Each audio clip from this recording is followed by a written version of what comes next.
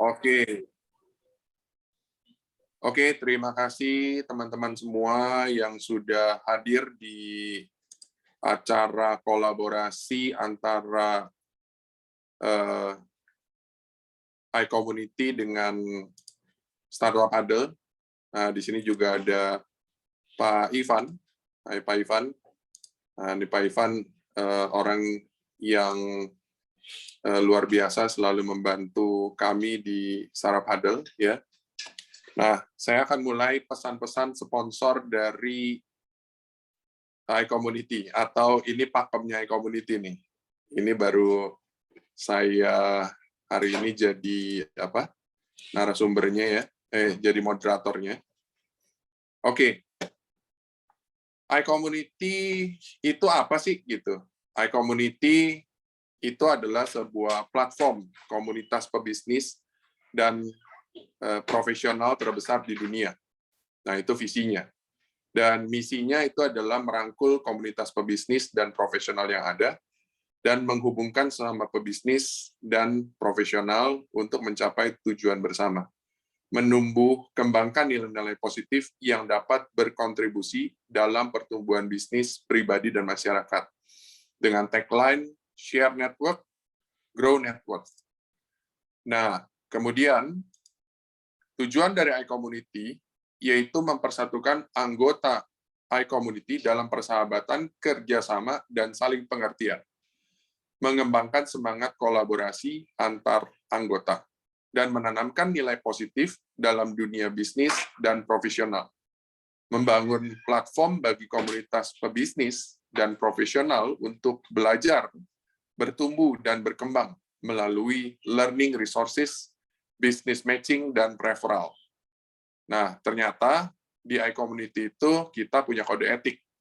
Kami adalah para pebisnis dan profesional yang bekerja keras, bekerja pintar, dan bekerja sama.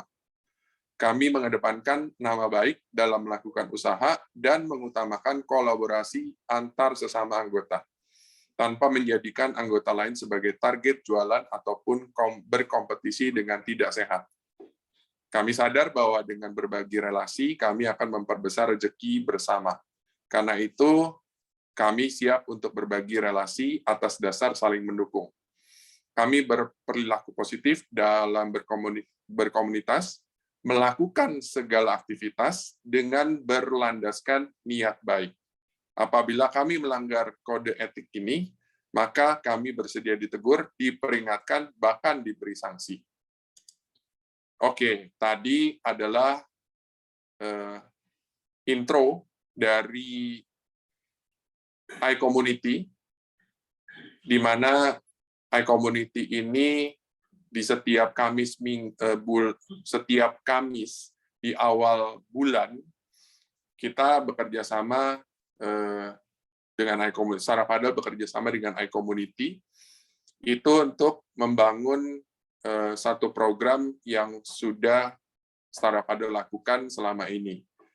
Kurang lebih sekitar 2 tahun lah ya, kami melakukannya di Startup Adel, dan sekarang kami senang sekali bisa bekerja sama dengan iCommunity, dengan komunitas yang begitu luar biasa, dan orang-orangnya juga luar biasa, dan foundernya juga luar biasa. Jadi semua yang ada di iCommunity itu benar-benar terasa gitu, dan kita mempunyai semangat yang sama, mempunyai hal yang kita mau bagi sama-sama, karena Startup Adel itu juga punya semangat sama untuk berbagi, membantu satu dengan yang lain. Nah, izinkan saya memperkenalkan tentang Startup Adel.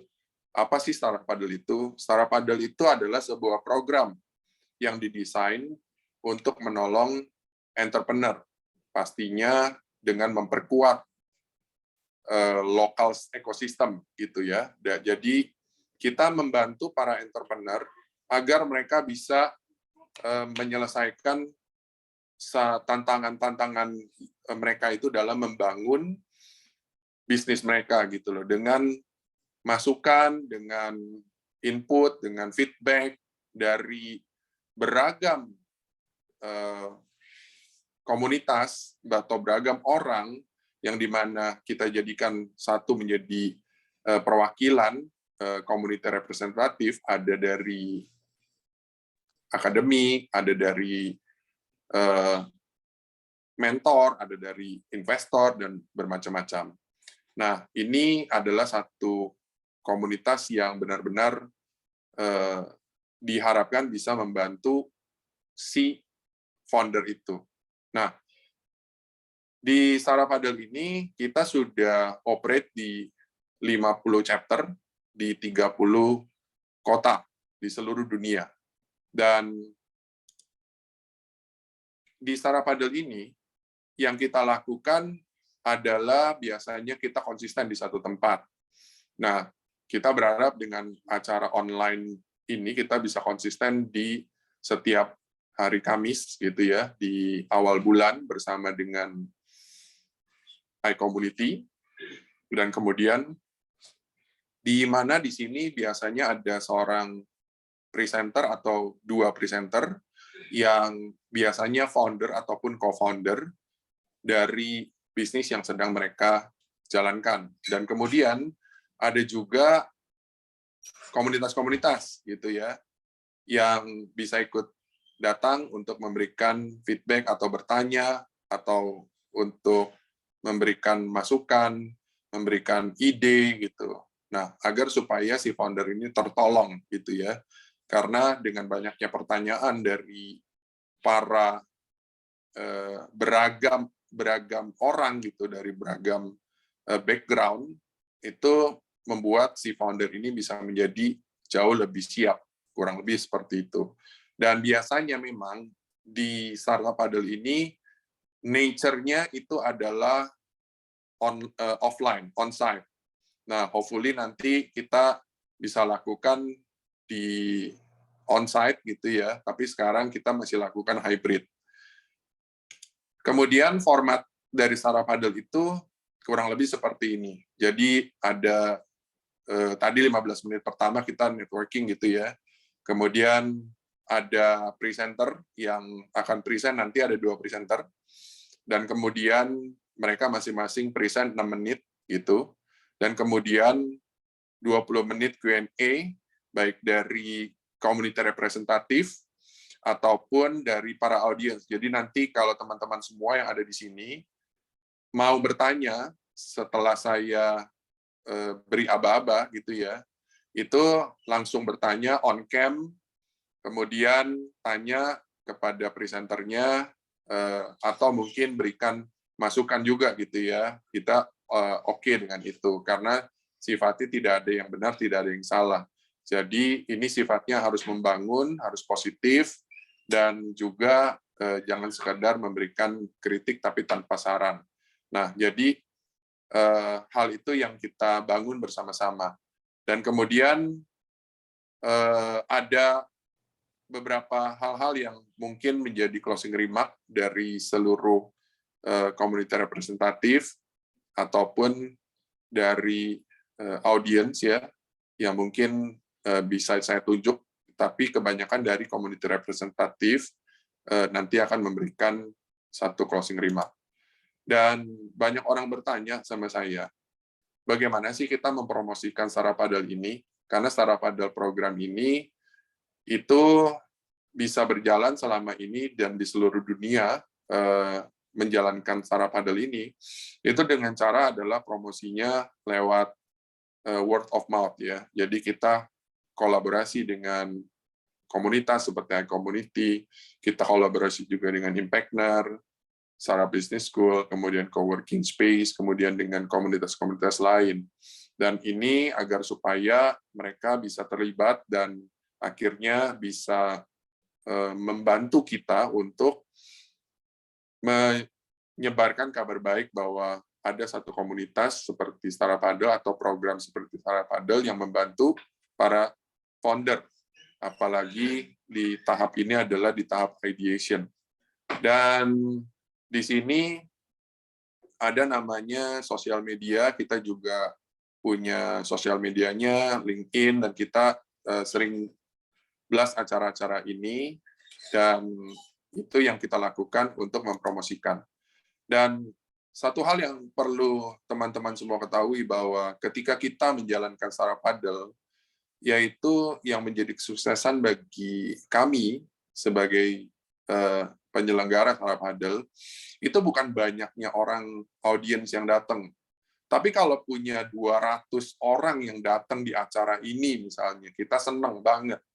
Tapi kalau hanya mungkin 25 orang saja, termasuk kita-kita yang jadi community representative dan moderator dan teman-temannya, itu juga nggak ada masalah. Karena tujuannya adalah kita mau fokus kepada si presenter itu atau si founder itu, gitu. Itu tujuan kita. Jadi ketika kita bisa memberikan masukan yang powerful ataupun insight yang powerful ataupun pertanyaan yang membangun atau mempertajam, bagi kita itu adalah sebuah kesuksesan. Dan kalau memang berkenan, juga kami meminta bantuan kepada teman-teman semua di sini. Kalau memang teman-teman ada yang mau menjadi presenter atau punya ide, boleh disampaikan ke kita dan bantu share acara hari ini di sosial media teman-teman. Dan acara hari ini kita ada namanya Bu Leni, the co-founder dari SKOR, dan Bu Arida Wahyuni, founder dari Mindfulness Teacher, ya. Dan ini mereka akan ditemani oleh community representatif. Sebenarnya community representatif ini adalah orang-orang yang sudah lebih duluan saja pernah melewati proses seperti ini gitu. Jadi nanti teman-teman semua, khususnya kalau di startup di iCommunity, khusus teman-teman yang pro member, itu kita memberikan kesempatan untuk menjadi community representative. Nah, di sini ada Bu Ariati. Memang Bu Ariati bukan pro member, tetapi Bu Ariati adalah alumni dari Impactner, di mana Impactner adalah startup business school, ya, yang menjadi partner dari Startup Paddle Jakarta gitu. Nah, jadi kita akan mix dari member pro-nya iCommunity dengan orang-orang yang saya kenal bahwa mereka itu pelaku-pelaku bisnis startup. Nah, jadi ada perwakilan dari iCommunity, yaitu Bu Evelyn. Ini juga luar biasa, hebat banget nih Bu Evelyn, ada di mana, energik sekali dan penuh dengan ide-ide kreatif gitu ya. Dan saya senang sekali nih bahwa orang-orang di iCommunity itu sangat itu banget, antusias sekali. Oke, nah ini adalah beberapa program yang sudah kita jalankan. Saya nggak mungkin bisa taruh semua di sini.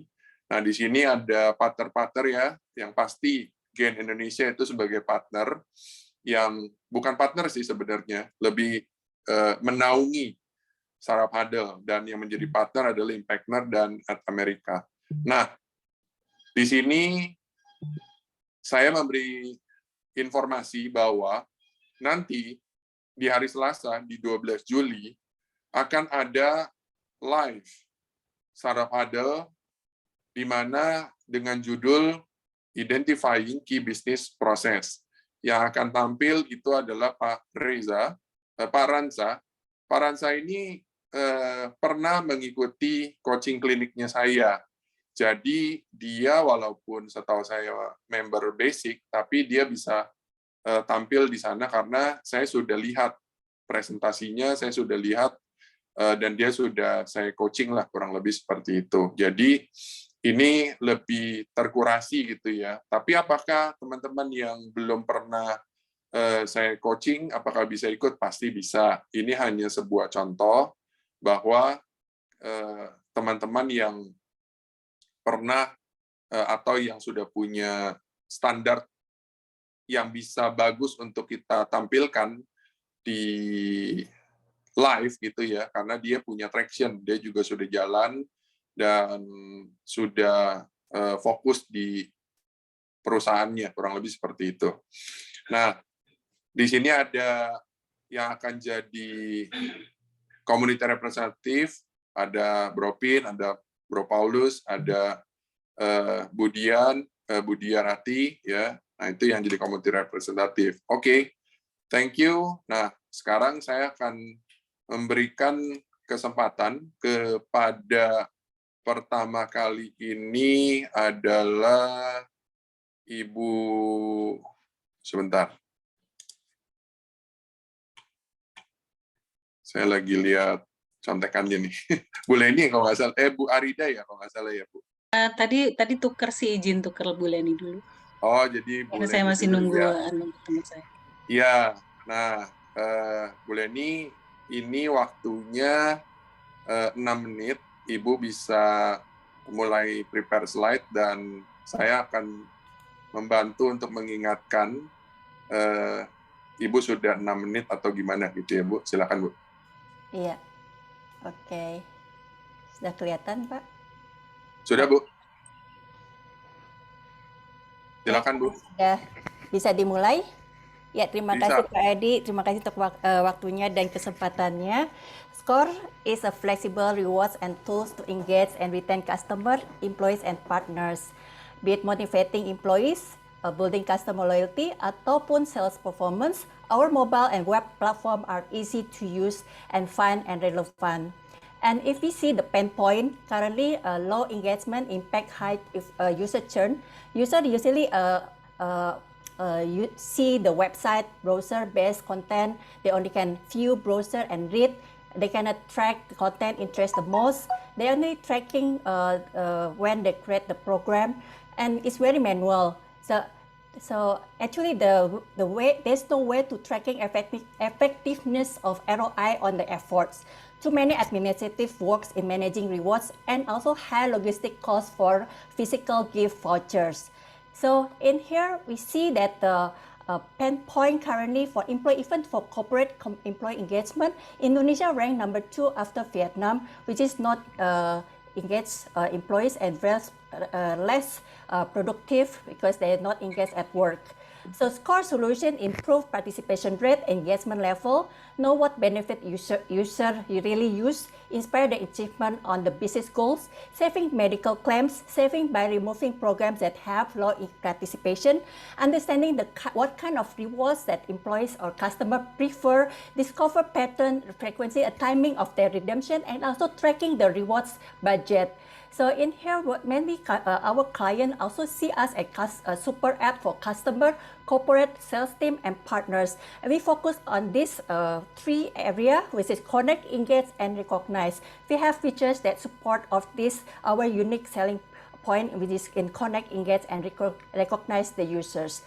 And our rewards is very easy to use, and we have many collective rewards. People can easily pick their own preference rewards, and we can actually share their rewards link through email, WhatsApp, and SMS. And the rewards can be selected a nationwide coverage, and we see this have a lot of variation of rewards. And our analytic dashboard also can be tracking, measure, customizable metrics, and they can see the key metrics based on their preference. And our vision, becoming the leading digital solution for all engagement needs within the next 5 years. And if you see what set us apart from the competitor, we are actually on the right side, which is we see because with our platform, we have tools that go through the high engagement and also high rewards in the right side, which is the other competitor. They have a high engagement, but they have a low rewards in the left side. And SCORE actually have a proven concept because we have a flexible platform to connect a range of stakeholders for corporate, customer, and also community. We already been used by many clients, which is now is already proven in the concept itself. The unique value proposition, the app-based reward ecosystem, enhance productivity of customer, employees, and partners. The advanced an unfair advantage currently because we have a comprehensive ecosystem, enable engagement as well as recognition and rewards together for specific purpose. The engagement also allow the flexible scale-up business, higher margin across the stakeholder for corporate, community, and brands. And the co-founder for Nova Plus, also one of the Indonesia's largest integrated marketing services, and also they have access potential clients and deploying inspiring, engaging content. And we see our market size and landscape. We have a very big opportunity in the employee benefits, which is up to 3.75 billion, and also for corporate wellness globally for up to $40 billion. That's why many startups coming to Indonesia to get the opportunity for Indonesia. But for Score, we are a local platform that have to win the market for Indonesia. The target market for us, we want to focus on corporate B2B2C, which is medium size for up to 300 employees with a potential customer for up to 59,000 medium company, potential user to up to 3.7 million employees, which is we expected market share for 6.25%. Our target sales for 2025 is 50 billion. And currently, we actually focus on the corporate and non-corporate. So the potential customer is also have potential for corporate, also non-corporate, and also expected also the same 6.25 for corporate and non-corporate about 1%. And our multiple revenue streams existing currently, we can get revenue from subscription fee, customization fee, white labeling, setup fee, membership, content management, commission of the rewards redemption, and also we integrate with the HR, PMS, sales, and distribution tools. Also, the other is e-ticketing for events. Our focus on scaling, currently we are funded by Nova Plus Group at investor incubator, and actually 2021 we actually create our own entity under PT STT, and now we actually be able to grow building the client portfolio with City Sport Community, Chops, and also Nestle. And for 2025, we want to building the scale potential growth to up to 100,000, and we'll be able to scale effect to the break even. And currently, we're raising Series A for funds faster for business growth for Score for the next 2 years. And the main funds is we want to use for capital needs, amplify business development capabilities, and also expanding and deployment the product development capabilities, and access the mentorship, especially for business development, technology, and industry partnership. We are a single, simple, flexible solution to cover a range of organization needs. Thank you. Is there any question? Open for question. Okay, thank you so much, Bu Leni. Wah, it's awesome presentation. Very sampai nggak bisa ngomong nih ya, speechless. Tapi ini keren banget. Ya, ini menandakan bahwa orang-orang yang ada di iCommunity nggak main-main nih. Ini seru banget. Oke, saya akan berikan kesempatan kepada community representatif, yaitu Bu Aryati, ya, untuk memberikan atau bertanya. Silakan, Bu. Ya, terima kasih Pak Edi. Selamat malam Bapak Ibu semua. Izinkan saya perkenalkan diri, nama saya Budi Aryati, biasa dipanggil Aryati, dan saya adalah founder dan CEO dari iGrad. Kalau boleh, seperti yang diminta dan diajarkan oleh Pak Edi, iGrad is developing an online learning service to help fresh graduate and first jobber find their suitable profession by providing talent and strength assessment and recommendation of online training to narrow their skill set gap. Gitu ya. Jadi kalau boleh dibilang, passion saya adalah di bidang education. Gitu. Saya tertarik sekali dengan presentasinya Bu Leni tentang Score ya. Ini bagus banget. Kalau boleh saya tanya, jadi target marketnya ini company, terutama divisi Human Resources Management mungkin ya di Indonesia, betul ya Bu? Ya, bisa. Untuk corporate. Oke. Jadi ini multi-shaded platform B2B2C gitu-gitu. Iya, B2B2C. Oke. Kalau boleh saya lihat ininya Bu, tadi ada slide target marketnya itu kan ya Bu?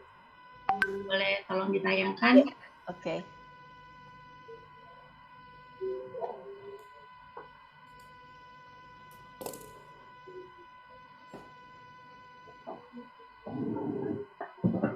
Sebentar.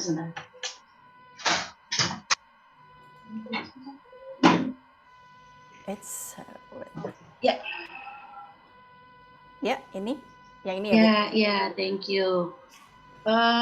Jadi kalau lihat dari sini, boleh tahu nggak Bu, Ibu bikin customer potential survey? Ini dari based on data mikro data dari UMKM total company di Indonesia. Oke, kalau boleh saya kasih masukan ya Ibu. Biasanya untuk digital startup ya, untuk bisnis digital itu kita biasanya cari tahu dulu kendala dari target market kita. Jadi apa sih 3 kendala terbesar mereka gitu. Saya jadi mempertanyakan apa benar orang-orang HR di Indonesia itu melihat ke productivity ya. Kemungkinan ini kan saya untuk menghandle productivity ya Bu Leni.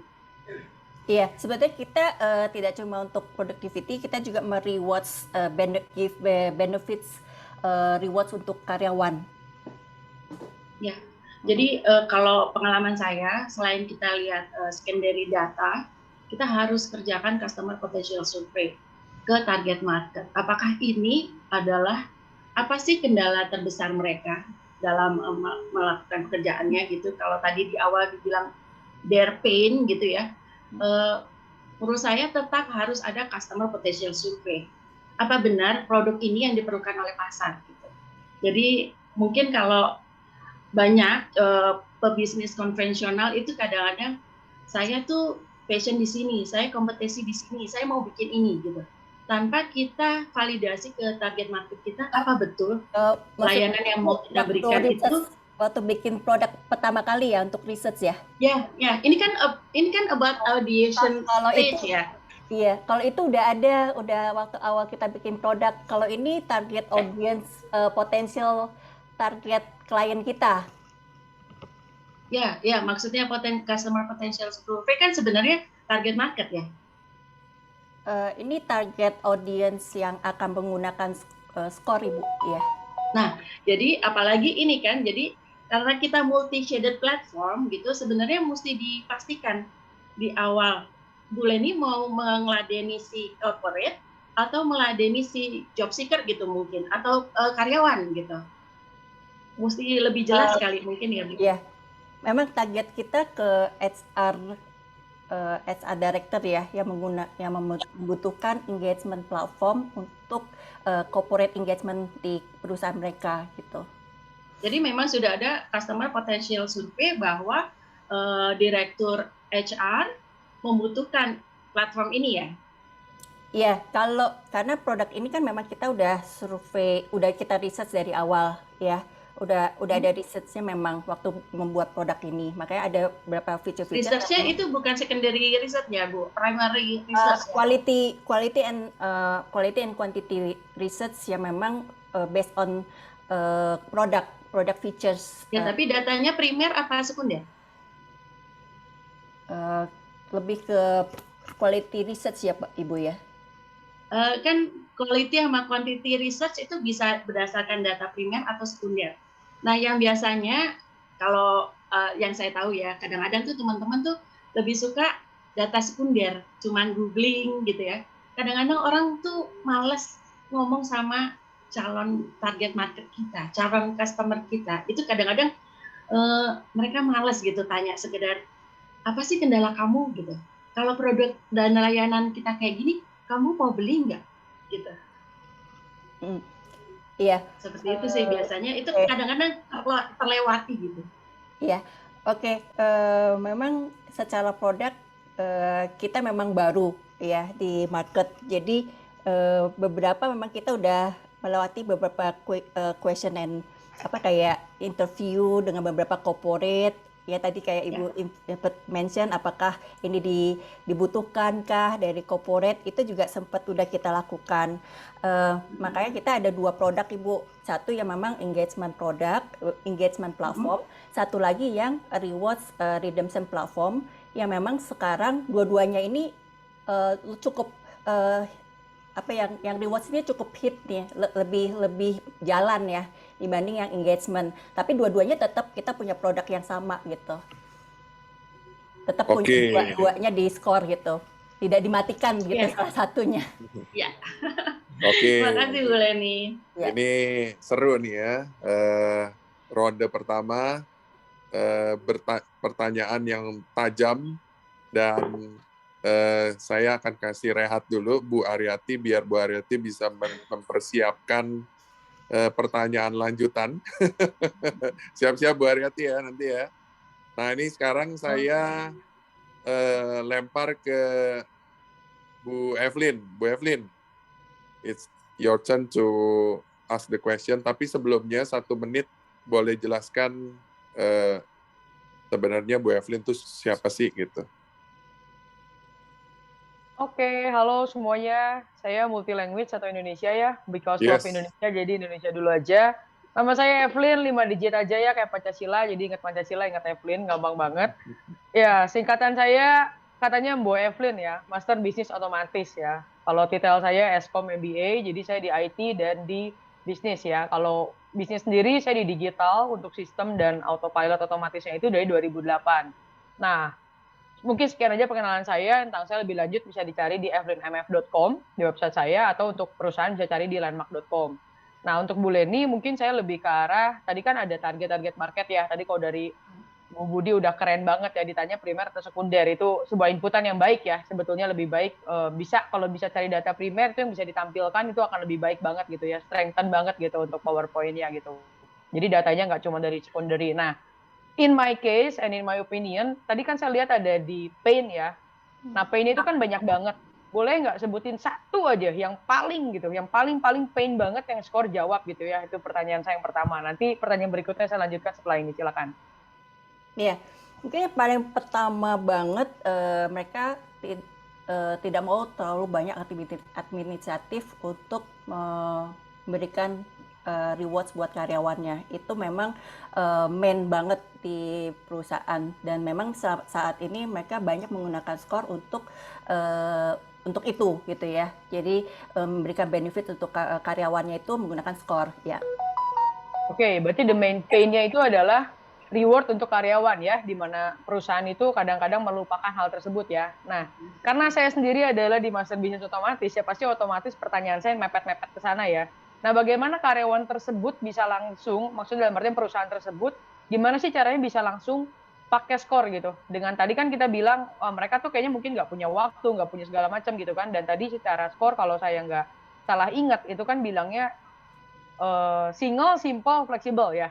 Nah, boleh ceritain dalam hal pendek banget, misalnya anggap ada company hari ini yang datang dan mau pakai skor gitu. Kira-kira berapa langkah, berapa lama, verifikasinya seperti apa, atau nanti subscription-nya seperti apa. Boleh dalam singkat banget sampai orang benar-benar get attract gitu, silahkan. Ya, mereka tinggal info berapa user yang mereka mau pakai, mereka mau gunakan. Misalnya karyawan mereka ada 100 orang, mereka tinggal registrasikan 100 orang. Setelah itu mereka tinggal langsung dapatkan rewards-nya menggunakan email, website, ataupun dengan email, WhatsApp, ataupun dengan SMS. Seperti itu, sesimpel seperti itu. Nah, untuk datanya ini dalam artian 100 ini di-input manual atau udah ada automate-nya? Jadi misal perusahaan tinggal kirim Excel? Secara bulk. Oh, secara Excel ya? Nah, terus reward-nya ini datangnya dari mana ya, Bu? Yang memberikan reward ini maksudnya siapa gitu untuk karyawannya? Dari perusahaannya untuk karyawannya. Jadi mereka tinggal top up point ke kita dan mereka langsung bisa mendapatkan, si karyawannya bisa langsung mendapatkan rewards-nya. Berarti nggak ada hitungan KPI or something. Maksudnya dari 100 itu siapa sih berhak dapat reward tersebut gitu?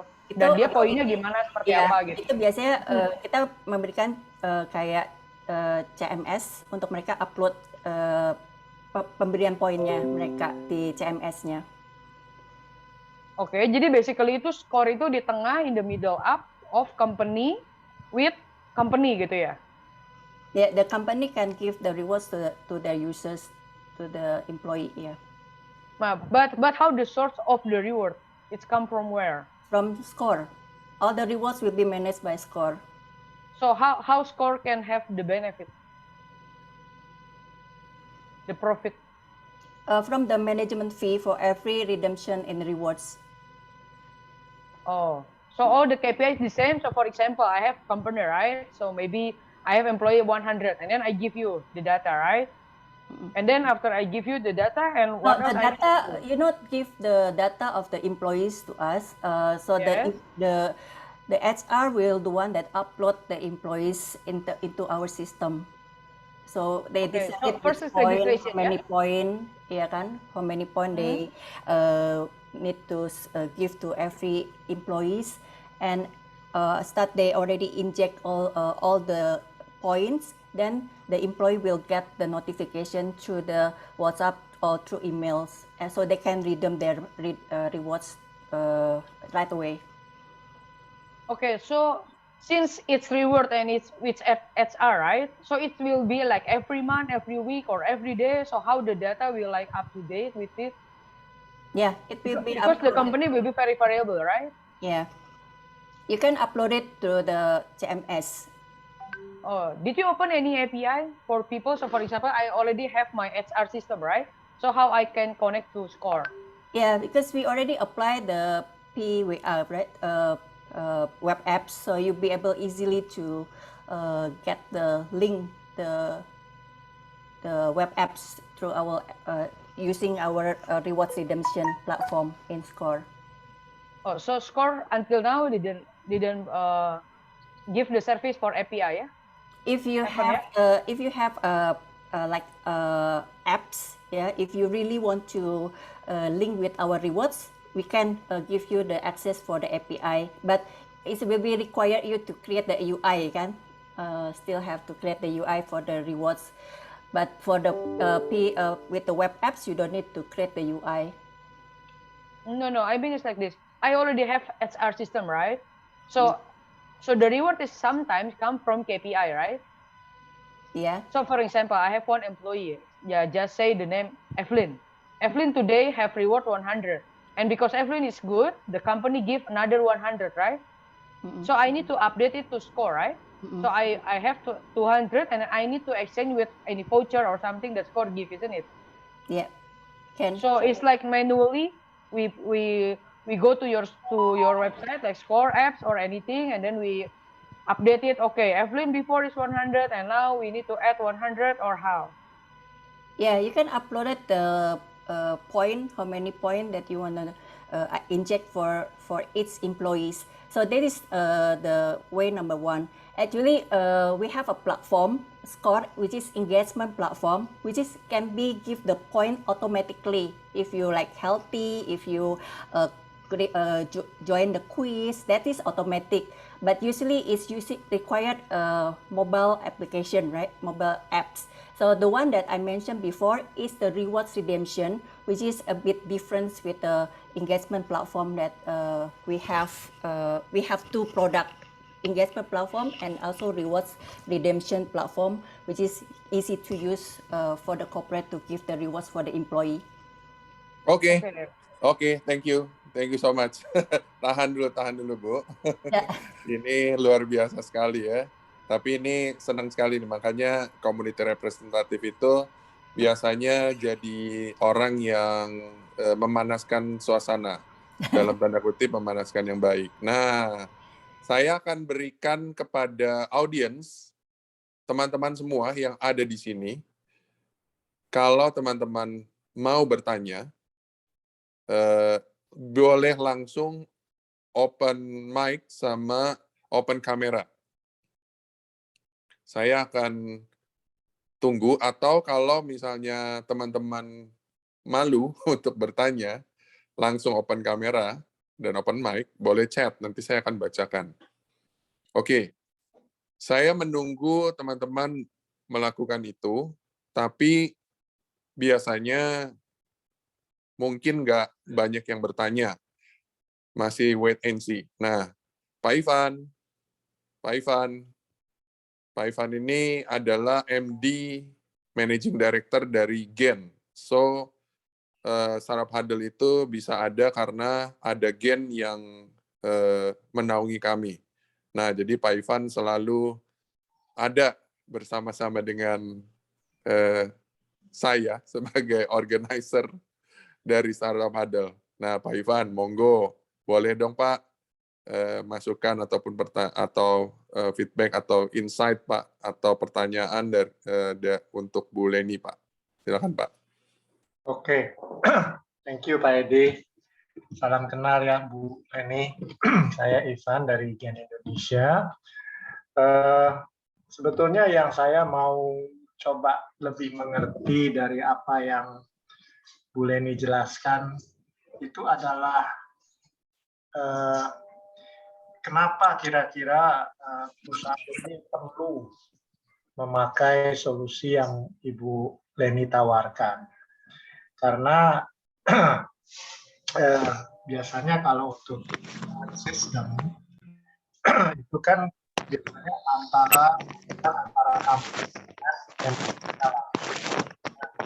diberikan oleh Evelyn misalnya ada KPI tertentu yang harus di deliver ya, harus dipenuhi oleh setiap employee untuk bisa mendapatkan misalnya katakanlah skor tertentu untuk bisa akhirnya mereka mendapatkan reward apapun nanti bentuknya, kadang bisa juga print apa trip atau apa gitu. Nah, jadi kira-kira kalau pertanyaan dari saya, kenapa perusahaan itu perlu memakai skor yang Ibu tawarkan ini? Karena ini yang menjadi basic dari keseluruhan bisnis model Bu Leni. Artinya kan kita berangkat dari sebuah masalah yang real ya, bukan masalah yang kita create yang mungkin tidak real. Tadi Bu Leni mengatakan ini adalah input dari pihak HR. Nah, HR ini kan juga ada forumnya sendiri, saya tahu itu. Jadi, apakah memang Bu Leni mendapatkan semacam insight dari mereka bahwa ini loh Bu Leni yang menjadi masalah kita ini. Karena kan itu kalau sistem reward itu banyak sekali, ada balance scorecard, apalah ya kan. Kenapa harus pakai Bu Leni tawarkan ini? Nah, apa sih yang menjadi added value dari mungkin itu dulu. Ya, terima kasih Pak Ivan. Ya, mungkin saya akan bertajam. Mungkin tadi kurang begitu jelas. Saya pertajam lagi. Memang skor ini adalah engagement platform Pak. Jadi bukan fokus untuk penggajian atau kayak related ke KPI yang related dengan PMS ya. Itu bukan di areanya kita. Kita di engagement platform dan juga di dalamnya sudah dilengkapi dengan rewards redemption platformnya, rewards untuk memberikan benefit rewards buat karyawannya. Nah, biasanya kita bekerja sama malah berkolaborasi sama HR konsultan yang sudah punya platform di PMS dan HRIS, dan itu sudah kita lakukan integrasi dengan mereka. Nah, setelah kita sudah integrasi dengan mereka, user itu biasanya udah bisa menggunakan skor itu secara komplit. Ada HRIS, ada KPI untuk PMS-nya, performance management system-nya, ada engagement-nya, ada rewards-nya. Nah, itu udah jadi satu komplit untuk HR bisa menggunakan skor. Gitu. Itu yang produk kita yang khusus untuk corporate. Nah, tapi untuk yang mereka yang tidak mau komplit, mereka hanya mau rewards karyawan aja, mereka bisa menggunakan secara terpisah hanya untuk point reward sistemnya skor aja, seperti itu Pak. Oke. Thank you. Ada lagi Pak Ivan. Nah, saya kira itu dulu karena memang saya pikir kalau Bu Leni berangkat dari situ akan lebih jelas ya. Jadi permasalahannya di mana, apa yang kita mau solve problemnya jadi lebih jelas. Tadinya saya pikir ini semacam kayak tadi misalnya IMS dan sebagainya itu. Tapi kadang-kadang ada juga perusahaan yang memang banyak memberikan reward itu nggak cuma setahun sekali dalam bentuk bonus ya, tapi juga sepanjang tahun itu ada semacam appreciation kecil-kecil yang bisa diberikan untuk customer, untuk karyawan. Saya kira itu juga sistem yang bagus sehingga bisa merangsang dan meningkatkan produktivitas mereka juga. Saya pikir ini suatu hal yang bagus dan positif. Hanya mungkin nanti penjelasannya bisa lebih mendarat atau lebih membumi gitu, sehingga mungkin orang awam seperti saya juga bisa mengerti. Kira-kira gitu. Thank you, Pak. Oke. Terima kasih Pak Ivan. Terima kasih Pak Ivan. Nah, ini teman-teman semua, saya berikan kesempatan kepada teman-teman yang memang mau bertanya, karena slotnya itu kita ada satu presenter lagi, jadi saya berikan satu orang penanya untuk khusus bertanya ataupun memberikan pandangan kepada Bu Leni. Silakan teman-teman semua, audiens, teman-teman iCommunity yang hadir di malam hari ini, boleh open mic sama open kamera kalau ada yang mau bertanya. Jika tidak ada yang bertanya, berarti sesi bersama dengan presenter Bu Leni dari SKOR itu akan selesai. Nanti kita akan dengar presentasi dari Bu Arida itu sebentar lagi. Oke, saya tunggu sementara teman-teman mau bertanya. Ya, ini biasa Bu Leni, Bu Arida, dan Bu Evelyn dan Bu Ariati, bahwa biasanya kalau di acara seperti ini mereka malu-malu bertanya. Padahal saya tahu kok banyak pertanyaan yang dia mau tanyakan. Hanya biasanya malu-malu. Mungkin nanti karena udah mau penghujung ya, atau mau di ronde kedua, itu mungkin akan lebih banyak sama Bu Arida. Siap-siap Bu Arida ya. Oke. Saya mau nanya sih, kalau sesama presenter boleh nanya. Oh, sangat boleh. Boleh ya? Sangat boleh. Iya. Boleh banget. Maaf ya Bu Leni ya, nanya itu apakah udah ada data gitu ya bahwa dengan memakai produk ini itu outcome-nya apa gitu? Apakah mengukur motivasi, produktivitas, atau gimana sih ngukur return of investment-nya ya? Itu apakah udah punya datanya gitu, atau paling nggak expected outcome-nya gitu ya? Iya, makasih Bu Arida. Memang banyak kan yang menggunakan platform kita dari corporate itu, kita lihat dari engagement levelnya, dari participation rate-nya mereka, dan berapa mereka aktif nggak mereka ikut dalam programnya yang diberikan oleh HR program selama tiap bulannya ya. Mereka biasanya punya program setiap bulannya. Nah itu mereka tracking. Misalnya mereka bikin event, berapa yang mereka participate, segala itu mereka tracking. Nah itu kelihatan dari aktifnya HR membuat program dan men-tracking dari activity-nya, itu bisa selama ini activity participation rate-nya bisa sampai 60%. Ya, seperti itu. Oke, thank you Bu Arida. Ya, jadi di sini tidak ada siapapun yang nggak boleh bertanya. Jadi semua boleh bertanya.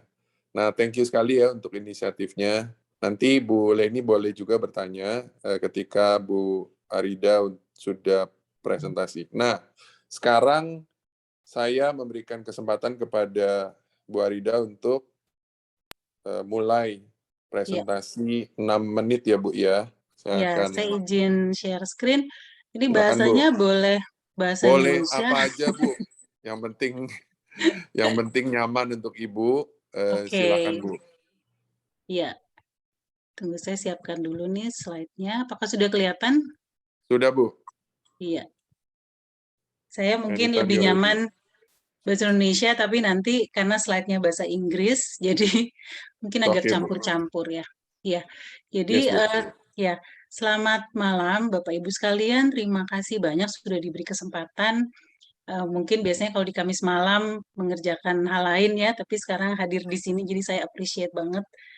Malam ini saya akan present tentang bagaimana mindfulness itu bisa diterapkan di tempat bekerja untuk well-being dan kesuksesan dari karyawan dan tentunya perusahaan.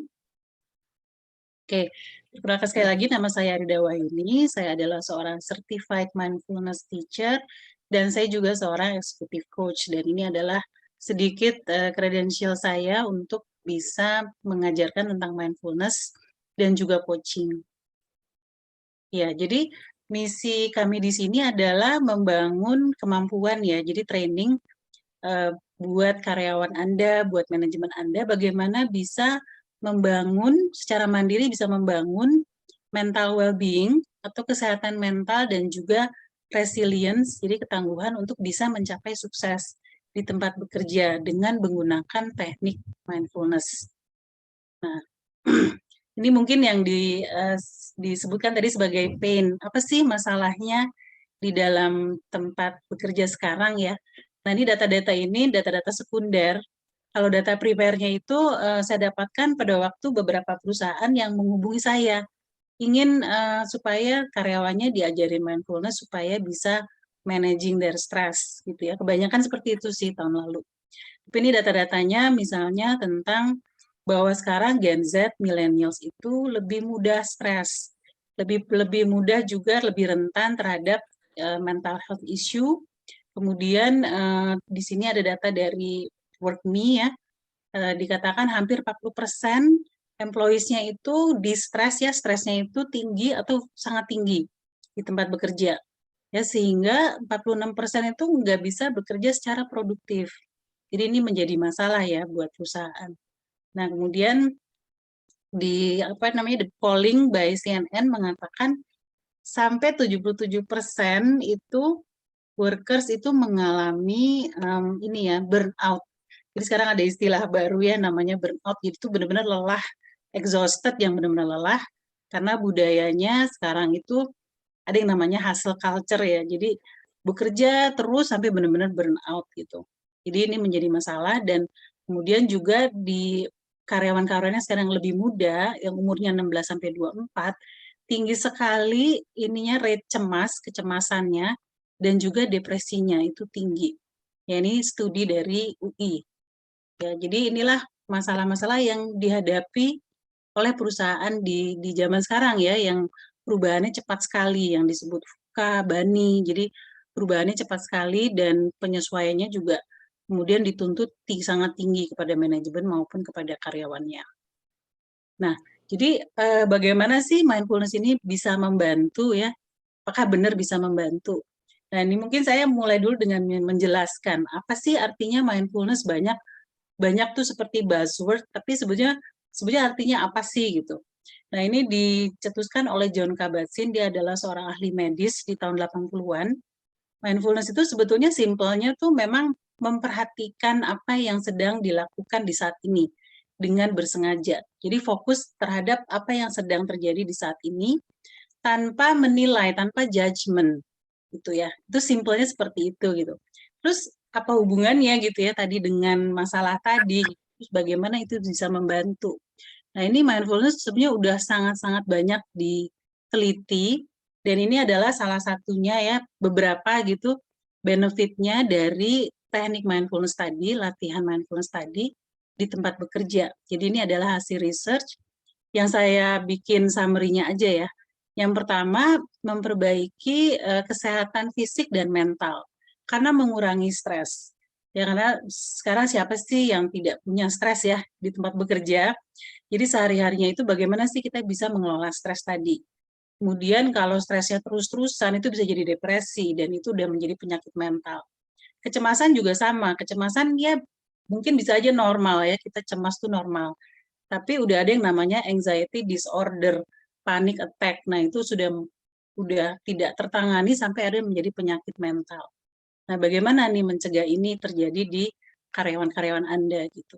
Nah, yang kedua, dengan berlatih mindfulness itu bisa menata pikiran. menata pikiran, mengurangi overthinking. Kemudian juga mempertajam fokus. Jadi memang menata pikiran untuk bisa lebih fokus, kemudian memperbaiki fungsi kognisi karena memperbaiki sambungan juga antara otak kiri, otak kanan tuh jadi lebih seimbang, sehingga lebih kreatif, dan yang penting juga membantu emotional regulation. Ya, karena tadi kalau kita banyak stres pasti emosi itu tinggi ya, mudah marah gitu, mudah bertengkar mungkin ya karyawannya ya. Nah, yang terakhir yang bagus juga dari latihan mindfulness ini adalah bisa memperbaiki hubungan kerja pada tim Anda ya, karena empatinya tuh jadi bertambah, kemudian listening skill-nya lebih baik, sehingga trust itu lebih mudah dibangun, karena trust itu penting ya untuk membangun teamwork, kemudian untuk leadership itu juga listening skill sangat dibutuhkan. Nah, ini adalah benefit yang sudah dibuktikan secara ilmiah. Nah, kembali saya mengambil ini ya dari World Economic Forum, bahwa nanti makin ke sana ya di tahun 2025 itu, ini adalah 10 skill yang dibutuhkan.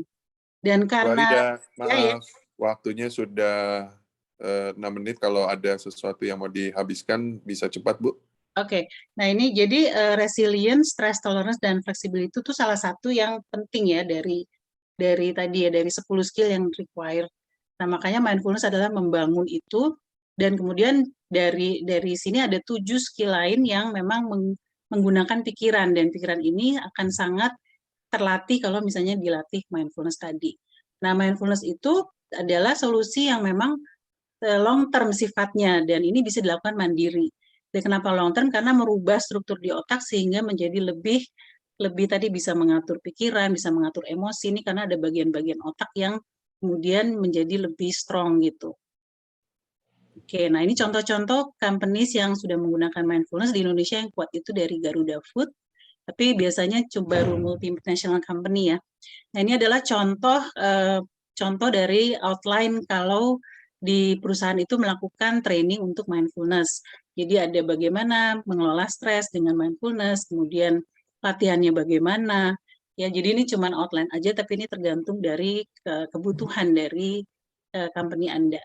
Oke, sekian, terima kasih. Semoga cukup menggugah rasa ingin tahu Anda, dan ini bisa membawa manfaat ya informasinya. Terima kasih. Oke, terima kasih Bu Arida. Ini sesuatu yang bisa membuat kita lebih ini ya Bu, lebih tenang gitu, healing ya. Jauh-jauh. Nah, ini sesuatu yang sebenarnya sangat dibutuhkan sih memang untuk untuk generasi sekarang. Nggak usah generasi sekarang, generasi yang sebelumnya juga iya gitu. Karena makin banyak stres gitu. Nah, terima kasih Bu, sudah presentasi walaupun waktunya lewat gitu, tapi ini sebuah latihan ya. Nanti saya harap nanti setelah Ibu sudah mengikuti Startup Huddle ini sebagai presenter, diberikan masukan, nanti ada persiapan untuk bisa sesi live gitu ya, ataupun di sesi yang lebih advance. Kurang lebih seperti itu. Nah, seperti pertama ya, tapi sekarang saya mau berikan kepada Bu Evelyn untuk bertanya dahulu. Silakan Bu Evelyn, dan harap pertanyaannya dibagi-bagi ya Bu. Silakan Bu.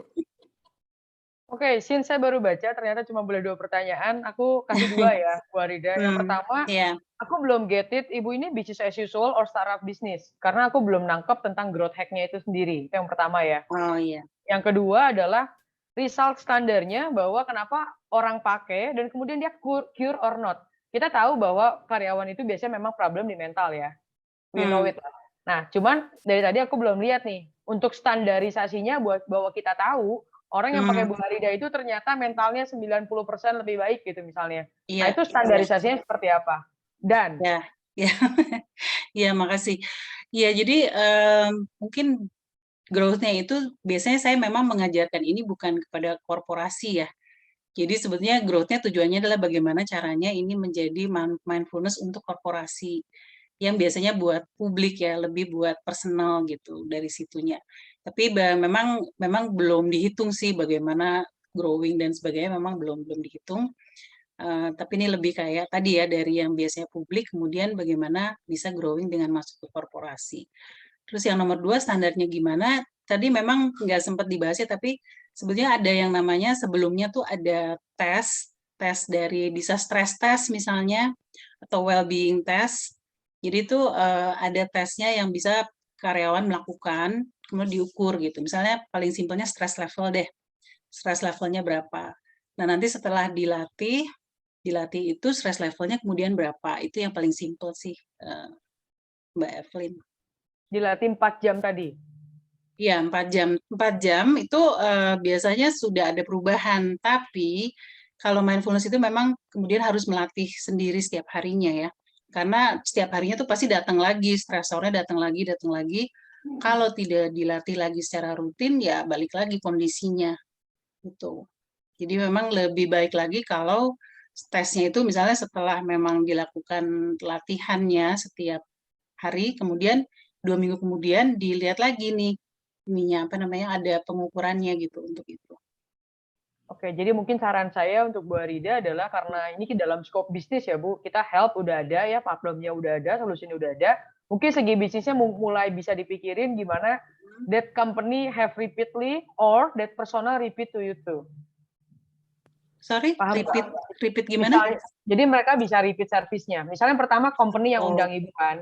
Nah, udah undang Ibu, misalnya dia udah nggak eksis lagi nih di company. Jadi saranku, mungkin dari layanan Ibu sendiri, Ibu bisa bikin 2 gitu. Jadi pertama memang buat company, tapi kalau misalnya orang itu merasa, oh saya ikut Ibu Arida, mindfulness-nya bagus nih, saya mau recommended juga buat company lain, or teman lain, or buat saya sendiri yang mungkin 4 jam nggak cukup, atau 2 minggu nggak cukup, Ibu bisa kasih layanannya. Jadi orang udah bisa langsung get service gitu. Itu sedikit ide aja dari saya. Oh iya. Makasih, good idea. In business side, ya. Iya, makasih.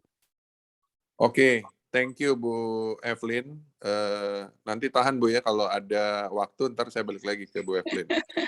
Nah, sekarang Bu, Bu Aryati, silakan Bu, bagi-bagi ya Bu nanti pertanyaannya. Silakan Bu. Iya, Bu Arida. Tadi kan di presentasinya sempat bilang kami gitu ya. Sebenarnya kami itu siapa sih Bu? Ya, sebetulnya memang di sini saya sendiri ya, tapi sebenarnya saya punya partner sih banyak gitu yang bidangnya bisa emotional intelligence, bisa tentang resilience gitu. Jadi tergantung, maksudnya kadang-kadang kan company mintanya saya butuhnya resilience, saya butuhnya EI. Sementara mindfulness itu sebenarnya mendukung gitu ya, mendukung buat skill-skill lain. Jadi makanya saya bilangnya, ya mungkin Indonesia juga ya kadang-kadang ngomong aku nggak enak. Tapi memang kami dalam arti memang saya punya beberapa partner gitu. Oke, soalnya di sini juga kan waktu saya lihat flyer itu saya agak bingung ya. Bu Arida itu founder, certified mindfulness teacher and ya itu salah judul, maaf keliru.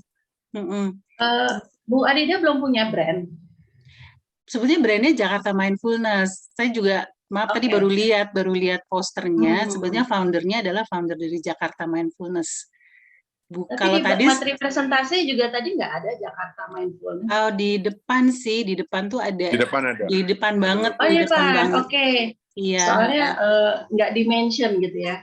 Iya. Jadi kami gitu ya. Jadi ini kan kita di tahapan ini kan kita mesti tetap nancepin brand kita ke belakang customer ya. Jadi kalau bisa ada kesempatan seperti ini mention gitu. Kita tuh siapa, kami tuh siapa gitu ya. Terus kalau ini Ibu nih kalau tadi saya lihat ya presentasinya, are you pitching or lecturing?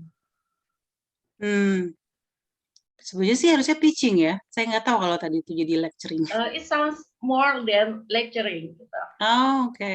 Kalau pitching tadi kayak Bu Leni kan ada formatnya dan udah tahu 6 menit gitu ya. Jadi kalau boleh saya kasih masukan, perhatikan benar gitu bahwa tuan rumah bilang ini cuma 6 menit dan pelajari siapa audiens gitu. Dan format pitching itu sangat berbeda dengan lecturing. Iya. Tadi sebetulnya niatnya pitching ya pastinya ya. Jadi waktu memasukkan maksudnya mau meyakinkan bahwa ini mindfulness tuh berguna loh gitu. Maksudnya mau Ya, cuman pitching Ibu dalam. cuma punya waktu 6 menit. Oh, oke. Itu Iya, ya. tantangannya, Bu.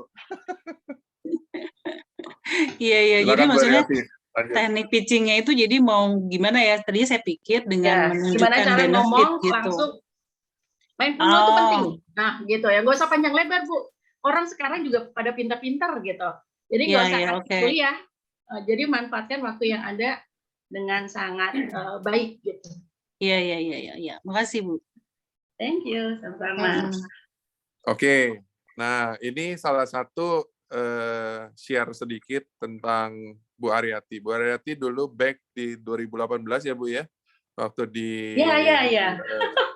di Semanggi itu. Nah, Ibu Aryati Iya. juga dulu sama. Masa-masa Jadi, indah yang nggak mau saya ulangin lagi, Pak. jadi Stres. sama waktu pitching itu lebih ke Ya. wah segala macam. Tapi by the time itu jadi mantep dan jadi tajam sekali karena udah sering dikasih komen, dikasih Iya. masukan. No hard Nah. feeling ya Bu Arida Bulen. Iya, nggak apa-apa, ini baru pertama saya.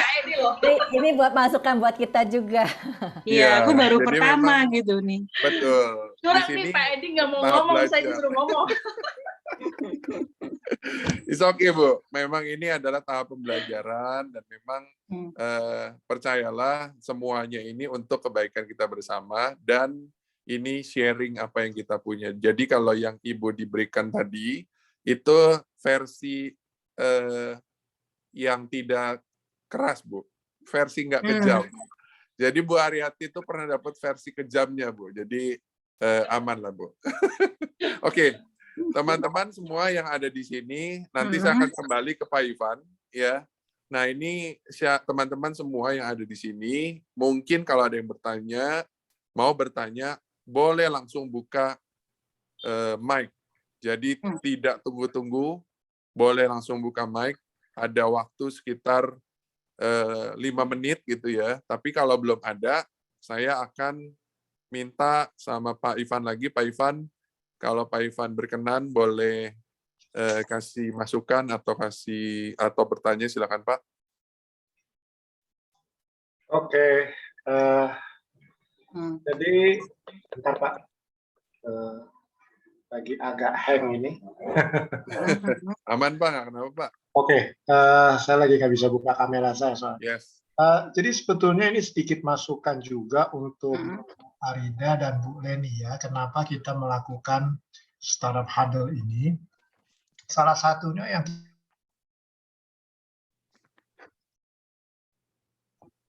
Losing suara, Pak. Oh, mungkin sinyalnya kurang bagus ya di Pak Ivan. kita tajam dari kegiatan Startup Huddle ini, sehingga pada akhirnya nanti baik Bu Arida maupun Bu Leni akan menjadi ahli dalam melakukan pitching atau mempersiapkan deck yang memang dibutuhkan, apalagi nanti kalau mau bertemu dengan calon-calon investor. Tadi sudah diberitahu memang waktunya hanya 6 menit, bahkan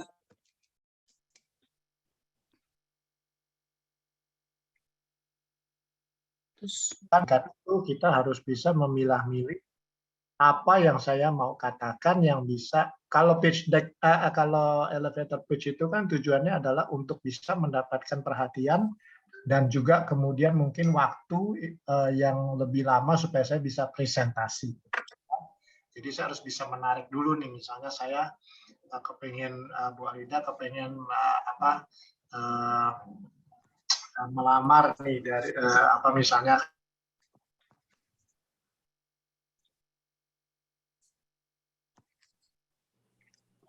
kalian saya, padahal kenal pun tidak gitu kan. Itu saya harus menarik perhatiannya beliau supaya beliau nanti bilang oke lah kalau gitu nanti kita atur waktu, kita ketemu, kita ngobrol.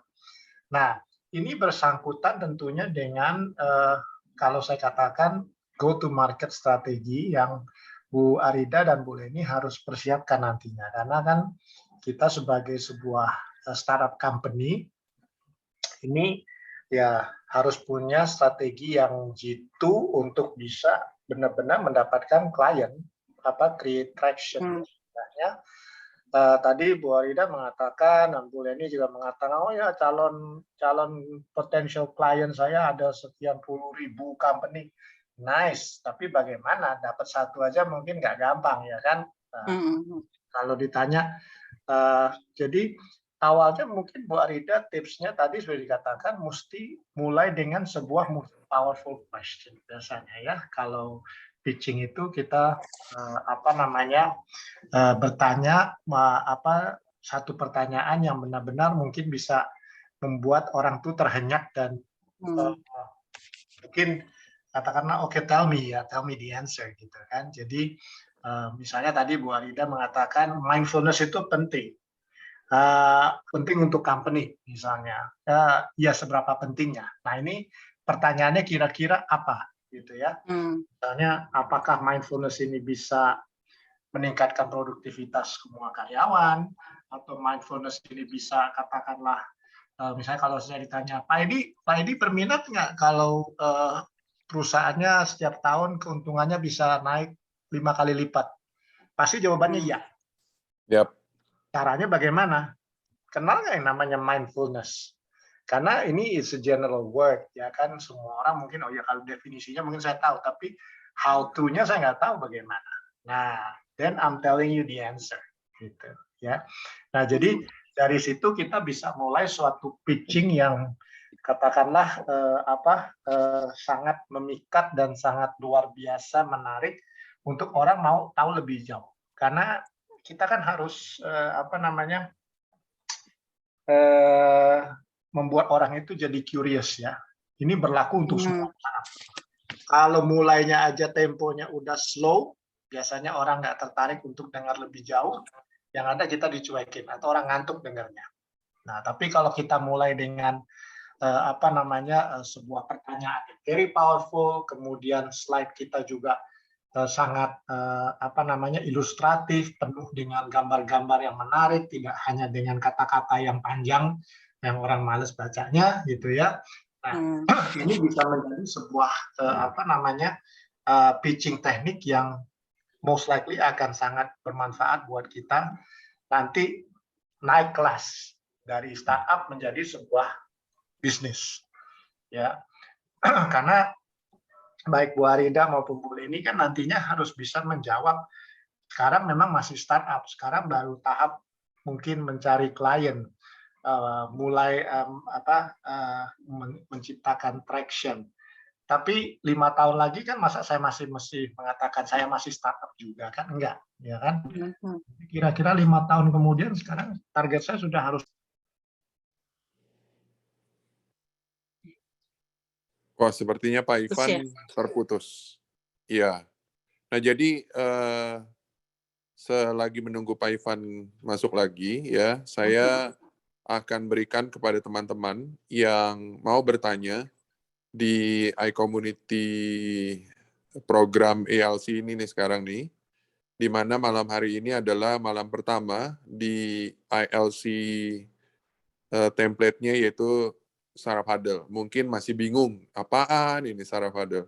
So, Saraf Huddle itu sebenarnya sebuah program yang didesain untuk membantu para entrepreneur, ya, Saraf founder, baik UKM, yang lagi mau mengembangkan usahanya, sehingga diberikan masukan dari para community representatif ataupun orang-orang yang dianggap lebih berpengalaman atau lebih dulu lah sebenarnya menjalankan sebuah bisnis melalui di awalnya dengan presentasi, kemudian dengan tadi teknik pitch, menarik perhatian dan segala macam.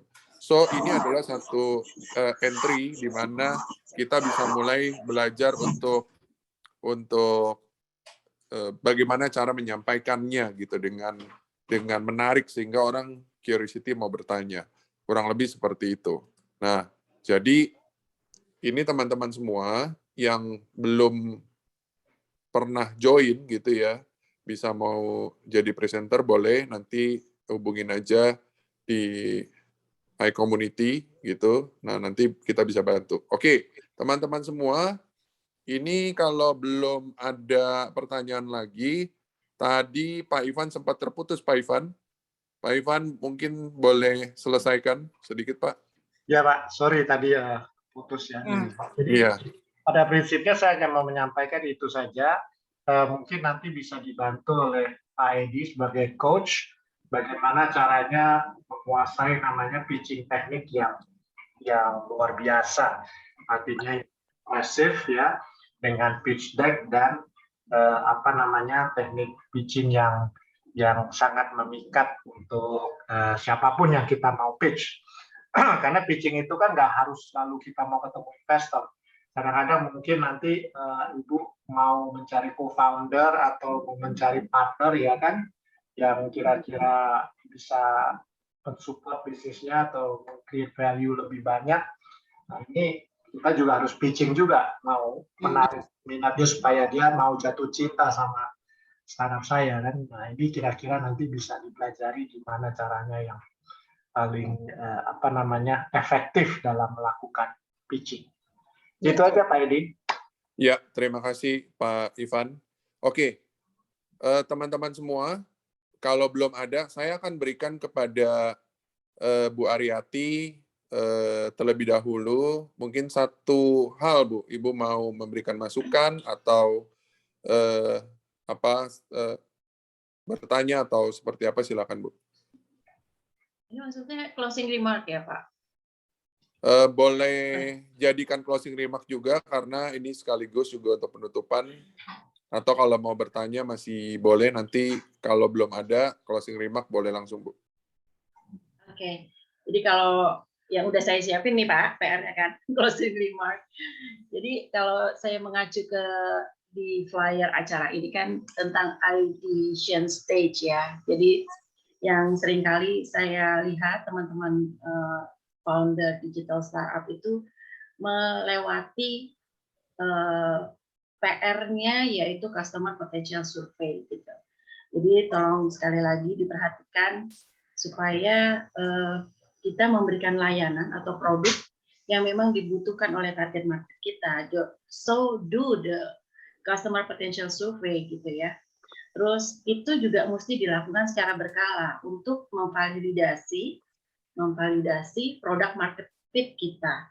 Jadi term pivot di bisnis digital ini menurut saya adalah privilege ya, karena kita bisa dikasih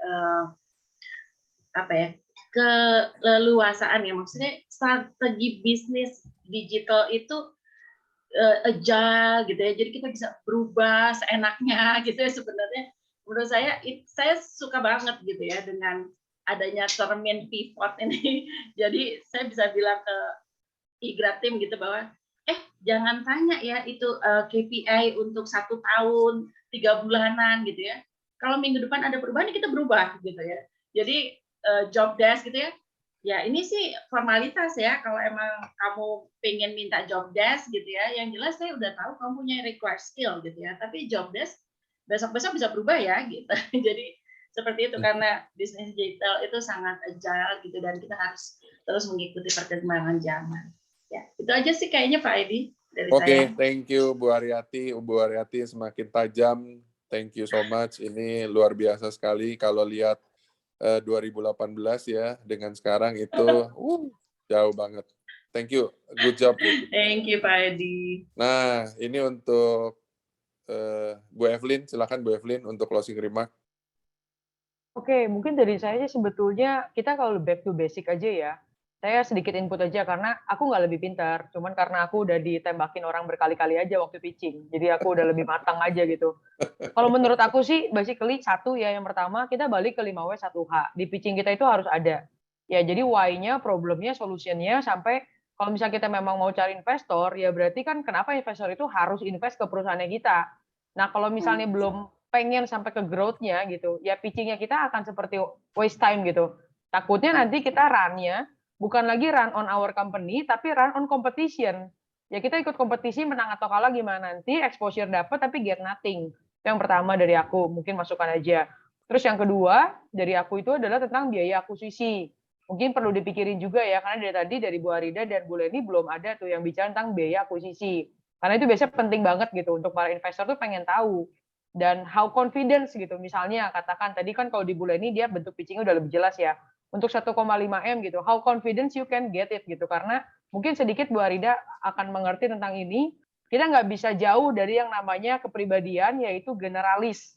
Ya, waktu orang menilai kita dalam waktu 6 menit, yang mereka bisa tangkap itu cuma satu.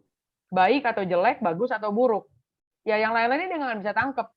Ya, jadi jangan terlalu banyak konten sih kalau saran saya. Pilih aja salah satu yang generalis, begitu presentasi, orang tahu. Contoh paling gampang ya, oke, Bu Arida mindfulness. Buat saya udah get banget tuh mindfulness-nya. Cuman nggak nge-track atau nggak nge-test. Tapi brandingnya sebetulnya mindfulness-nya bagus. Karena orang langsung ingat gitu ya, kalau dari sisi saya yang pertama kali dengar. Untuk Bu Leni yang saya tahu apa? Skor. Brandingnya kuat banget, warnanya merah di ujung kanan. Tapi saya nggak tahu kegunaan skor secara directly dalam waktu 6 menit tadi, apa benefitnya buat perusahaan saya. Nah, saya nggak get gitu. Nah, mungkin itu aja sih saran dan masukan dari saya. Thank you. Ya, thank you so much, Bu Evelyn. Ini memang benar. Mereka berdua udah banyak ditembakin pertanyaan. Jadi mereka berbagi kepada teman-teman semua agar supaya juga siap gitu ya ketika banyak yang tembakin. Dan semakin banyak yang nembakin, berarti semakin pintar kita untuk bisa menjawabnya. Bocorannya juga udah makin banyak gitu. Nah, kalau berkenan Pak Ivan boleh berikan closing remarks sedikit Pak Ivan. Oke. Jadi pertama-tama saya tentunya senang ya bisa ikutan acara ini. Luar biasa. Mudah-mudahan juga tentunya iCommunity bisa mendapatkan benefit dari sini. Dan Startup Huddle ini saya selalu mengatakan bahwa ini bukan acara sekali seumur hidup. Jadi kalau nanti dirasakan perlu, silahkan ikut lagi, silahkan menghubungi kembali Pak Edi. Pak Edi, saya udah memperbaiki ini, itu. Boleh nggak saya coba lagi, dapat masukan lagi, insight lagi dari mungkin orang lain lagi yang akan hadir dari perwakilan komunitasnya, sehingga saya akan semakin diperkaya dengan insight-insight baru, sehingga pada saatnya tiba nanti saya sudah benar-benar siap untuk mempresentasikan bisnis model saya ini seperti apa. Jadi memang ada beberapa pakem yang harus diperhatikan pada saat kita pitching. Tadi juga sudah disebutkan oleh beberapa teman-teman yang lain, oleh Bu Riyati, oleh Mbak Evelyn, bahwa dalam waktu yang terbatas kita harus bisa menyampaikan informasi yang sebanyak-banyaknya, yang yang dirasakan juga penting, harus diketahui oleh siapapun yang kita ajak bicara. Nah, biasanya ini ada beberapa hal yang harus disinggung, yaitu misalnya yang paling penting itu adalah problem apa yang kita mau solve, kemudian solusi apa yang kita tawarkan, kenapa solusi ini yang kita tawarkan, kemudian juga jangan saya menciptakan sebuah masalah yang sebetulnya bukan masalah, karena nanti akan menjadi tidak menarik, ya. Tapi bahwa ini adalah sebetulnya saya berangkat dari masalah yang real, yang saya coba pecahkan dengan inovasi yang saya tawarkan di sini. Kemudian jangan lupa yang penting harus dilakukan, seberapa detail semakin bagus, itu yang namanya competitor analysis. Jadi itu harus disinggung dan disebutkan. Kemudian kompetitor itu tidak hanya yang melakukan hal yang sama persis seperti yang saya lakukan, tapi juga oleh perusahaan-perusahaan lain, startup lain yang mungkin menawarkan konsep lain, ya, tapi dengan mungkin tujuan yang sama. Artinya, ibaratnya kalau saya menjual es krim sebagai dessert, kompetitor saya tidak hanya penjual es krim, tapi juga penjual kopi, penjual susu, penjual segala macam yang semuanya bisa dikategorikan dessert, termasuk kue dan sebagainya. Karena orang punya opsi untuk memilih, saya mau makan dessertnya apa atau saya mau minum apa, ya kan? Nah, competitor analysis itu penting. Kemudian yang penting juga itu dimasukkan adalah misalnya go to market strateginya bagaimana. Dan milestone-milestone yang saya mau capai sebetulnya. Jadi apalagi kalau saya masih baru, kira-kira dalam setahun pertama saya apa yang mau saya capai. Nanti dalam 3 tahun berikutnya saya mau ngapain lagi. Bahkan 5 tahun kemudian saya melihat perusahaan saya ini sudah ada di mana. Jadi itu jelas sehingga akan jadi menarik. Dan kalau memang dirasakan butuh support investasi dari pihak ketiga, tersier, external company, itu sah-sah saja dilakukan. Tapi tentunya tidak pada saat saya baru mulai bisnis tapi udah mau nyari investasi dari luar, ya nggak mungkin lah, ya kan? Pasti orang akan bilang ya create traction dulu, buktikan dulu bahwa bisnis kamu benar-benar bisnis yang real, yang bisa berjalan dan ada customer yang mau beli atau membayar untuk solusi yang ditawarkan. Ya, jadi kira-kira itu. Dan saya berharap tentunya jadi jangan patah semangat atau misalnya berhenti nggak mau melanjutkan, jangan. Tapi jadikan ini sebagai sebuah sebuah ranah masukan yang mana bisa membuat saya menjadi lebih baik lagi. Semakin banyak saya dikritik dengan tentunya solusi yang ditawarkan, tentunya saya juga akan bisa menjadi lebih baik. Saya kira itu aja Pak Edi dari saya. Terima kasih. Oke, terima kasih Pak Ivan. Iya, oh iya maaf tadi ada Pak Arjo ya. Kelewat Pak, tak terlihat chatnya. Oke. Ya, jadi pertanyaan saya itu saya kirim paling awal. Kalau scroll up ke atas itu yang paling, tapi saya perjelas ya. Jadi ini 2 perusahaan yang berbeda ya. Jadi seperti yang saya sudah kirim lewat chat itu, banyak perusahaan terutama UMKM yang rata-rata tuh pola bisnisnya tuh sama, hanya sekedar meniru yang sudah ada. Jadi sepertinya tidak ada added value, tidak ada yang membuat orang lain jadi tertarik memilih yang satu dibandingkan yang lain. Jadi berdasarkan core business dari masing-masing perusahaan yang sedang presentasi sekarang ini, apa kira-kira yang bisa diberi masukan supaya bisa lebih tinggi nilai jualnya, entah dari sisi investor, entah dari sisi klien. Dan kemudian dalam bulan pertama, apa yang bisa langsung dirasakan? Oke, Pak Arjo mungkin mau bertanya kepada siapa ya, biar jelas nanti dijawab. Kepada kedua presenter. Oke, ini Pak Arjo, tadi saya yang terlewat, jadi maafkan saya, boleh Bu Arida atau Bu Leni menjawab singkat aja. Oke, halo. Ya, mungkin di sini dilihat dari kacamata UMKM ya, Pak Arjo ya. Di mana kita bisa support UMKM menggunakan platform yang kita punya sekarang ya. Seperti itu? Boleh dikoreksi kembali? Iya. Oke. Ini salah satu yang menarik karena kita juga bantu ada satu corporate yang dimana mereka juga bisnisnya di produk kayak FMCG ya, untuk restoran, terus juga ada yang di hotel. Jadi mereka juga produk yang bisnisnya juga menengah kecil lah gitu ya, tidak yang besar.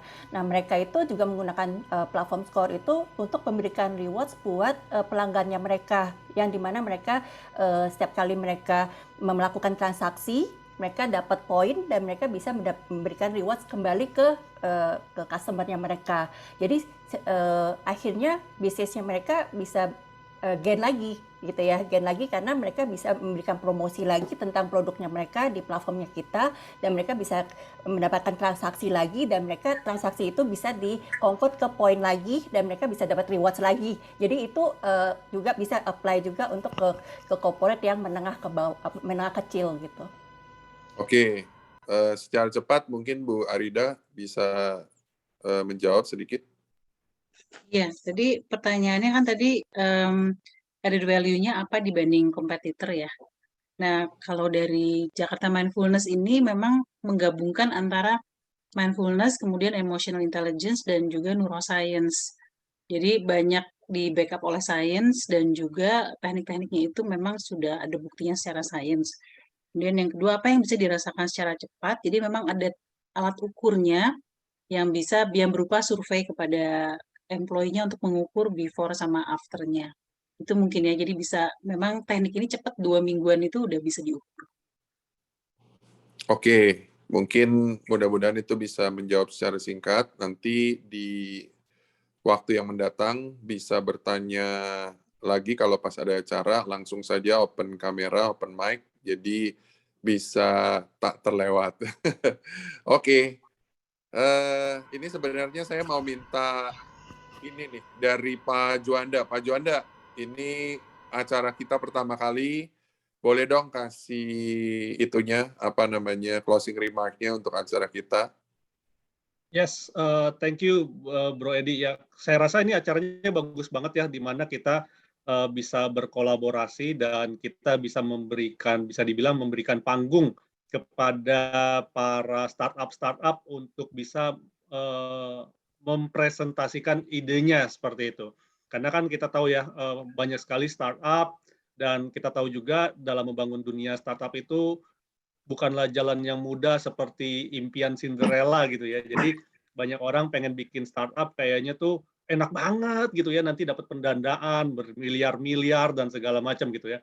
Padahal nggak seperti itu ya, tapi kita bisa kita bisa uji dulu ide-idenya, kita bisa uji dulu ini menjadi feedback yang positif bagi teman-teman yang berani ya, kembali lagi saya tekankan yang berani untuk tampil seperti itu.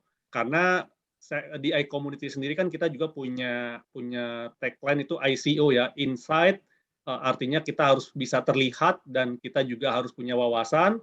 C-nya itu adalah Create Trust. Jadi dengan kita sering terlihat, maka kita akan memupuk kepercayaan kepada para audiens kita. Dan terakhir saya yakin opportunity ya. Jadi setelah teman-teman tampil nih ya kayak Bu Leni, Bu Arida, pasti opportunity akan terbuka karena malam hari ini tadi saya lihat peak-nya ada sekitar 40 orang yang melihat presentasi dari Bu Arida dan Bu Leni seperti itu. Dan ini bukan cuma yang pertama, tapi kita akan mengadakan setiap bulan ya. Jadi saya sudah taken kontrak tuh ya sama Bro Edi gitu ya. Setiap minggu pertama hari Kamis setiap bulannya itu kita akan memberikan panggung bagi teman-teman yang mau mempresentasikan ide-ide bisnisnya seperti itu. Oke, thank you. Nah, ini penutupan dari partner Startup Huddle ataupun partner iCommunity yaitu Bro Pinpin. Silakan Bro Pinpin. Dr. Pinpin. Oke. Ya, Pak Ivan. Thank you, Pak Ivan. Ya, silakan Bro Pin, berikan sedikit. Baik, Bro Edi, Bro Juanda. Thank you Bro Juanda dan teman-teman iCommunity untuk sinerginya ya. Ya, semoga terus kita bisa jalan bareng. Ya, salam kenal juga buat teman-teman. Salam semangat, salam entrepreneurship bagi kita semua. Thank you Bro Edi. Oke, jadi terima kasih untuk semua. Acara kita sudah paling di ujung ya. Nah, saya akan tanya atau memberikan satu kesempatan lagi kepada kedua presenter. Jadi apa sih yang kami bisa bantu gitu ya sebagai komunitas untuk membantu perusahaan ibu-ibu di sini. Nah, ini mulai dari Bu Leni, silakan Bu. Iya, saya sebenarnya happy banget tadi udah masukannya Bu Evelyn sama Bu Ariati. Dan memang ada area yang memang saya tidak terlalu saya fokuskan gitu ya. Jadi mungkin di kedepannya saya sebetulnya pingin mungkin ada satu session yang kita bisa one to one, yang kita bisa coaching bareng untuk bisa mempertajam bisnisnya Score ini gitu ya. Jadi supaya kita juga bisa scalable-nya lebih fokus dan lebih cepat seperti itu. Dan mungkin nggak tahu apakah ada session itu yang terbuka untuk startup yang dimana kita bisa discussion gitu ya, open discussion dan bisa sharing seperti itu. Ya, itu pasti bisa Bu, karena memang di Startup Huddle ini kita sangat mau untuk membantu teman-teman semua sehingga kita bisa bertumbuh berkembang bersama-sama. Oke, dari Bu Arida silakan Bu. Iya, terima kasih banyak. Tadi ini baru pertama kali saya pitching dan baru tahu kalau pitching tuh ada ke investor, ada ke korporasi gitu dan itu bisa beda-beda ya bentuknya ya. Ya. Jadi menarik banget, makasih banyak inputnya. Buat saya mungkin justru memang networking ini ya yang sekarang menjadi apa namanya menjadi penting dan ingin sekali bisa kolaborasi supaya ini sih sekarang PR saya tuh bagaimana caranya melebarkan network gitu supaya dikenal dan kemudian korporasi tertarik gitu untuk mencoba training mindfulness ini ke dalam company itu sih. Oke, saya yakin teman-teman semua di sini sudah mencatat, sudah mendengar, dan nanti akan ada follow up gitu ya, apalagi teman-teman sudah tergabung di dalam grup presenter ataupun grup community representatif. Nah, sekali lagi saya sebagai organizer dari Startup Huddle Jakarta, di mana ini adalah kerjasama bareng bersama iCommunity dan supported by Impactner Startup Business School. Dan nantikan acara kita di bulan depan, di minggu pertama, untuk kolaborasi iCommunity dengan Startup Huddle. Dan sekarang saya ulang sedikit, teman-teman yang mau datang, tanggal 12 Juli, hari Selasa, jam 6.30 sore, di @America Pacific Place, itu bisa datang ke sana untuk melihat Startup Huddle dan diliput di @America, dan ini bisa menjadi satu panggung yang bagus sekali untuk nanti teman-teman bisa belajar. Dan kalau sudah siap, seperti Pak Ivan tadi sampaikan, kalau sudah diperbaiki segala macam, dan kita punya panggung di Amerika, itu kita bisa tampilkan teman-teman dari iCommunity yang sudah siap. Kurang lebih seperti itu, dan saya mengucapkan terima kasih untuk semua teman-teman yang berpartisipasi. Saya pikir ini adalah awal dari kita semua, ya, membangun kebersamaan, bernetworking, dan saling membantu. Oke, thank you, Bro Juanda. Saya kembalikan ke Bro Juanda di iCommunity. Thank you. Langsung closing loh. Oh, langsung closing ya? Oke, ini closing sudah. Oke. Mungkin Thank kita you so foto much. bareng dulu yuk. Boleh kita rame-rame. Boleh bawa anak istri nggak, Bro Juanda? Kita foto bareng untuk closingnya. Bos, boleh, silakan. AA, Teteh, apalagi boleh juga semua. Oke ya. Kita buka kamera, 1, 2, Salam 3. entrepreneur.